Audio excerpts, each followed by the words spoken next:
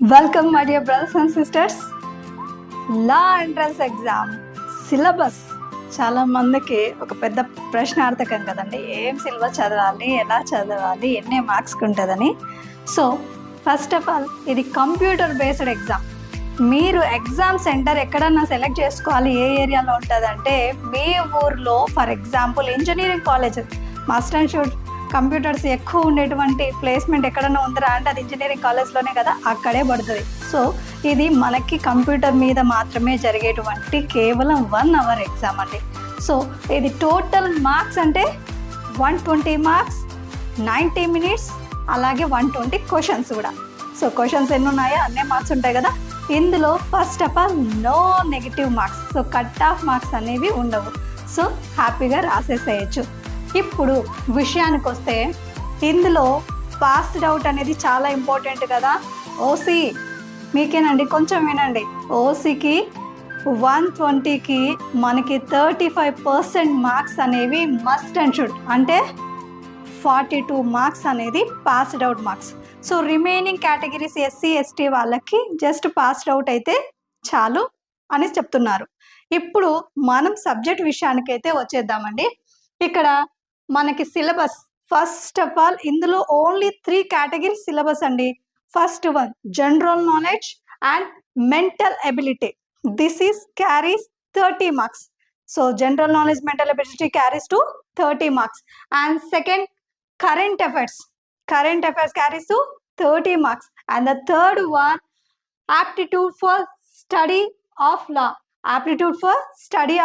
ఇది వచ్చేసి మనకి హెవీగా సబ్జెక్ట్స్ ఎక్కువ క్యారీ చేస్తున్నటువంటిది ఎవర్రా అంటే ఇదేనండి. 60 మార్క్స్కి, అంటే ఎక్కువ ఫోకస్ మనం చేయాల్సింది. అండ్ ఫ్యూచర్లో ఎంత బెనిఫిట్ ఉంది దీని గురించి అని మనకి ముందస్తుగా చెప్తున్నారండి. ఇందులోనే మనకి 60 మార్క్స్ ఇస్తున్నారంటే ఏంటి ఈ సబ్జెక్ట్, దీంట్లో ఉండేటువంటి అనదర్ సబ్జెక్ట్స్ ఏంటి అనే విషయం తెలుసుకున్నాం. So first one general knowledge and mental ability carries to 30 marks అన్నారు కదా.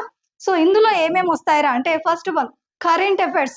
అంటే ఇక్కడ కరెంట్ అఫైర్స్ ఏంటి, మన ఇండియా అండ్ వరల్డ్ ఎంటైర్ మనం తీసుకోవాలి. And next history, Geography and politics.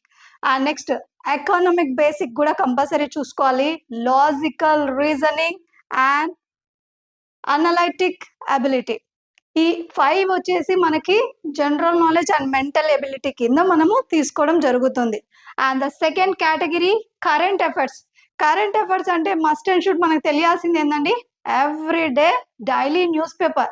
ఎవరికైతే డైలీ న్యూస్ పేపర్ టచ్ ఉంటుందో they can carry more than 45 marks. అంటే ఓసీకి మనకి సింపుల్గా వాళ్ళు చెప్పారు 42 మార్క్స్ అని. We can get more than 50 marks. మనకి కనీసం అంటే 50% మోర్ దానే మనం క్యారీ చేయొచ్చు ఎవ్రీడే న్యూస్ పేపర్ ఎవరికైతే టచ్ ఉంటుంది. సో కరెంట్ అఫైర్స్ కింద ఏమేమి చెప్తున్నారంటే లాస్ట్ 6 months కరెంట్ అఫైర్స్, అలాగే గవర్నమెంట్ ఇచ్చినటువంటి స్కీములు అండి. మనకి ఆ పథకం ఈ పథకం అని ఉంటాయి కదండి. అలాంటి గవర్నమెంట్ ఇచ్చినటువంటి ప్రతి స్కీమ్, ఎవరెవరు ఏ రకమైనటువంటి స్కీమ్ ప్రకారం లబ్ధి పొందుతున్నారు అనేటువంటి విషయము, అలాగే అవార్డ్స్, అర్జున అవార్డ్స్ కావచ్చు, స్పోర్ట్స్లో మనకి ఒలింపిక్లో కానీ ఎలాంటి అవార్డ్స్ ఇస్తున్నారు, అలాగే ఇంపార్టెంట్ ఈవెంట్స్ అండి. ఎలాంటి ఈవెంట్ నేషనల్ వైడ్ చేసుకుంటున్నాం, వరల్డ్ వైడ్ చేసుకుంటున్నాం, ఇలాంటి ఈవెంట్స్. అండ్ మనకి ఆల్రెడీ చెప్పినట్టు డైలీ న్యూస్ పేపర్ టచ్ చేసేటువంటి వాళ్ళకి ఇవన్నీ కూడా ఆటోమేటిక్గా ఈజీగా అర్థమైపోతాయి. వాళ్ళు మళ్ళీ స్పెషల్గా చదవాల్సిన అవసరం ఉండదు. సో మనం రెగ్యులర్గా డైలీ న్యూస్ పేపర్ని ఎవరైతే నెగ్లెక్ట్ చేస్తున్నామో మనలాంటి వాళ్ళందరి కోసం అండి ఒకసారి సిలబస్ అంతా చూసుకొని. And the last one which one carries a lot of marks, 60 marks, aptitude for study of law. ఇక్కడ మనకి పేర్లోనే ఉందండి, మనం రాయబోతున్న ఎగ్జామ్ ఏంటి, లాకి సంబంధించినటువంటి లా సెట్.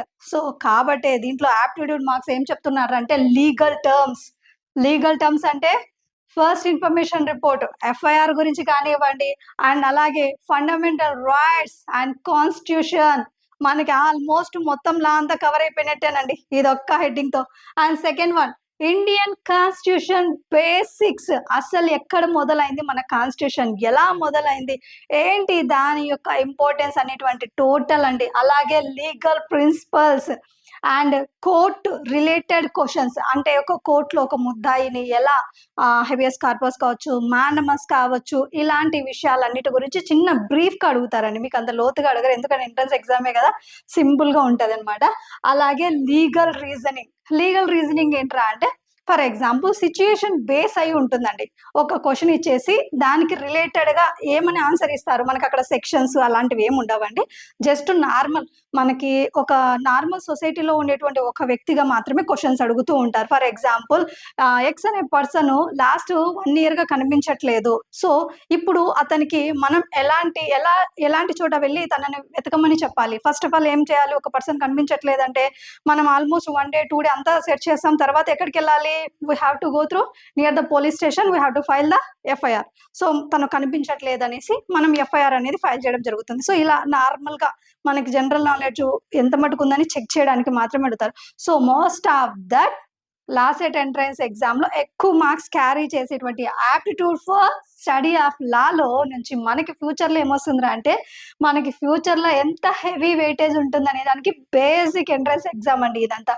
సో 3 years వాళ్ళకి 5 years వాళ్ళకి ఒకటే ఎగ్జామ్ ఉంటుందా లక్ష్మి గారు? ఎస్ అండి. 3 years వాళ్ళకి డిగ్రీ బేసిక్ మీదకి వచ్చింటారు, 5 years వాళ్ళు ఇంటర్ బేసిక్ మీదకి వచ్చింటారు.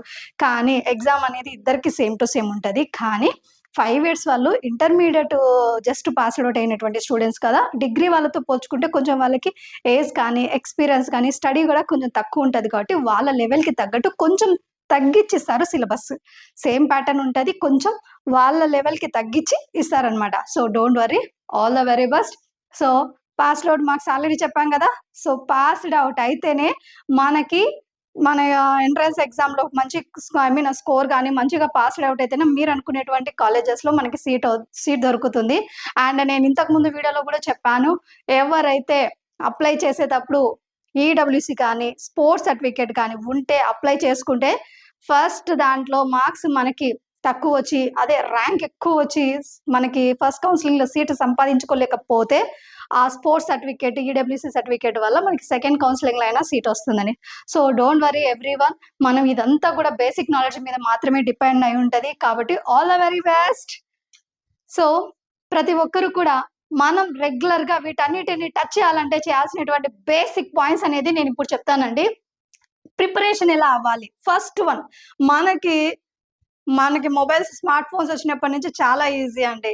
ఏ గూగుల్ ఓపెన్ చేసినా ఇప్పుడు నేను చెప్పినటువంటి 3 categories ఏవేవైతే general knowledge, current affairs, aptitude forms వల్ల ఈ 3 categories సంబంధించి మనకి క్వశ్చన్ పేపర్స్ అనేవి అయితే డౌన్లోడ్ అవుతాయి. క్వశ్చన్ పేపర్ డౌన్లోడ్ చేసుకోకపోయినా పర్లేదు, మోక్ టెస్ట్ని ప్రాక్టీస్ చేయండి. మోక్ టెస్ట్ని ప్రాక్టీస్ చేయండి. డైలీ క్వశ్చన్, ఈ రోజు నుంచి అన్న న్యూస్ పేపర్స్ కొంచెమన్నా ఫాలో అవ్వండి. అలాగే ఓల్డ్ క్వశ్చన్ పేపర్స్ ఏవైతే ఇచ్చారో దాన్ని ఒక్కసారి అలా చూసుకుంటూ ఉండండి. పర్ డేలో 1 hour టైం స్పెండ్ చేసినా మీరు 100% పాస్ అవుట్ అవుతారు. So don't miss it. All the very best.